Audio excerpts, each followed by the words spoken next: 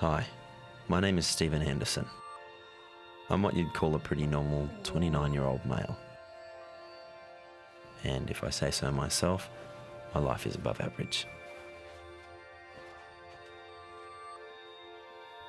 I live alone in what I think is a pretty stylish place.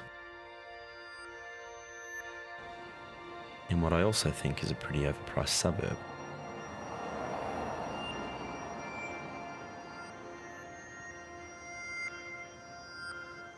Full of arty, golf-driving yuppies.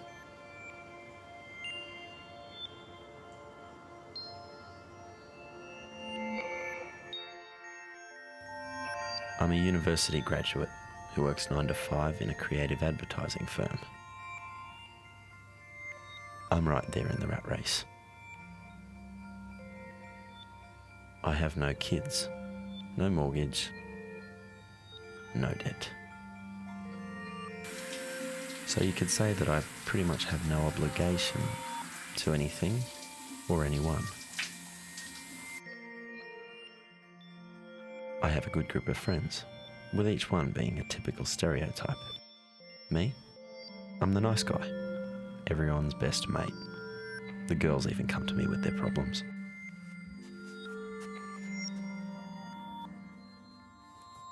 At this stage in my life, it seems like most weekends there's a stag do, a wedding, or an engagement party. It feels like my mates are either getting married or they're with someone who they want to spend the rest of their life with. Yeah, I'm single. Is it by choice? Yes. Is it what I want? Probably not. Don't get me wrong, I'm not lonely. It's just that I haven't met anyone that I truly click with, you know? Someone who gets me. That idea of a person we have in our minds. Or so I thought. Now, the little life lesson that I learnt and am about to share with you has probably happened to you at some stage in your life. It can apply to anyone from any culture in any city in the world.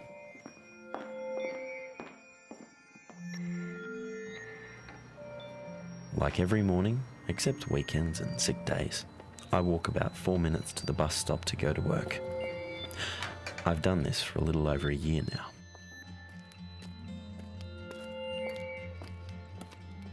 At the bus stop, I am greeted by the same 3 people every morning. They too are well and truly in the rat race. I don't know 2 of these people from the odd hey or polite good morning.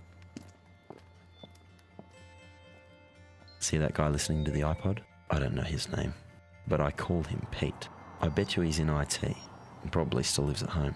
He stands in that exact same spot every morning listening to death metal. Never saying a word.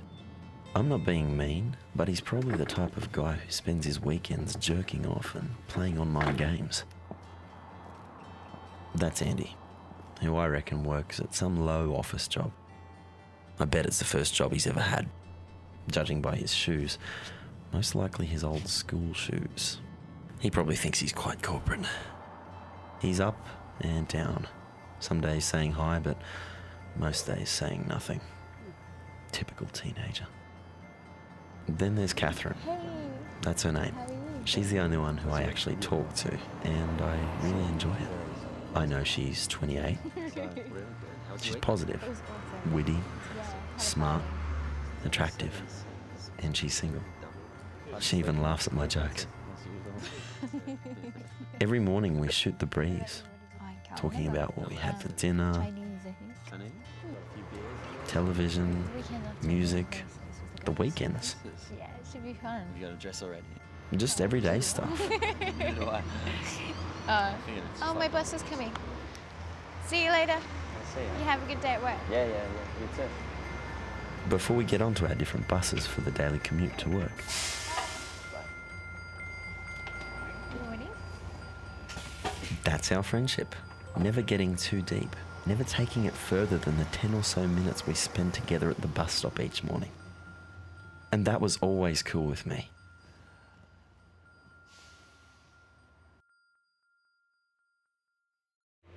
Then one morning, Catherine didn't turn up.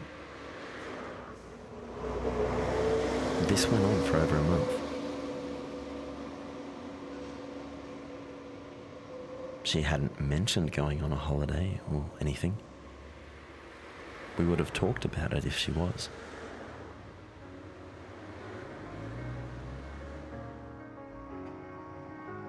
Then one day, it hit me. The girl that had crossed my path, who, more than any other girl I should have let into my life, had slipped through my fingers. Then I began to think how we see the same people every day without getting to know them. How often these chances of fate are missed in this city every day. They could even be just a brief one-off moment. It could be a feeling you get from a person that you see or talk to every day. Excuse me if I stare.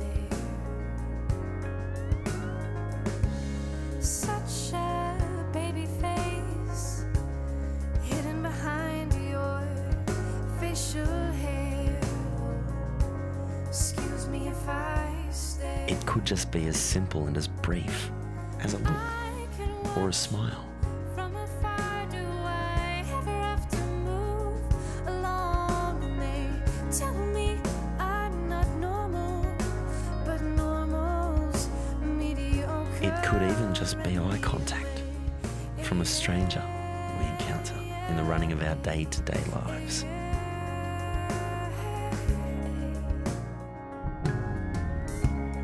You've got magnetic eyes, so hard to look away. Excuse me if I How often do you think I should have just said something? such a baby face. How often does that play in our minds in the brief moments after? And in some cases, even a lifetime. Excuse me if I stare. I think that everyone has, or at some stage had, a what-if person. Maybe you're thinking about them right now, or trying to remember one. But normal's mediocre anyway. It's only now that I truly realise the great effect those daily chats I had with Catherine had on the rest of my day. I'm not saying that she was the one, but it has played on my mind, and probably will for a long time.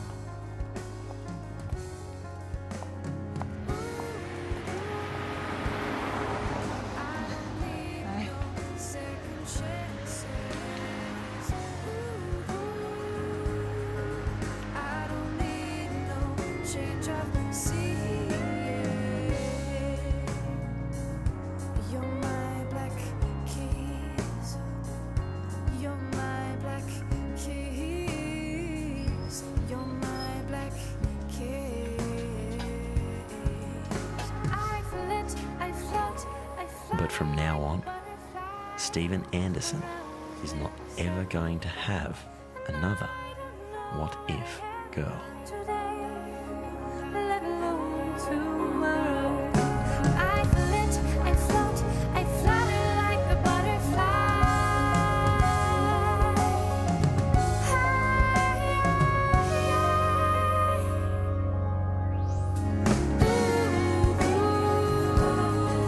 I don't need no second chances. I don't need no change of scene.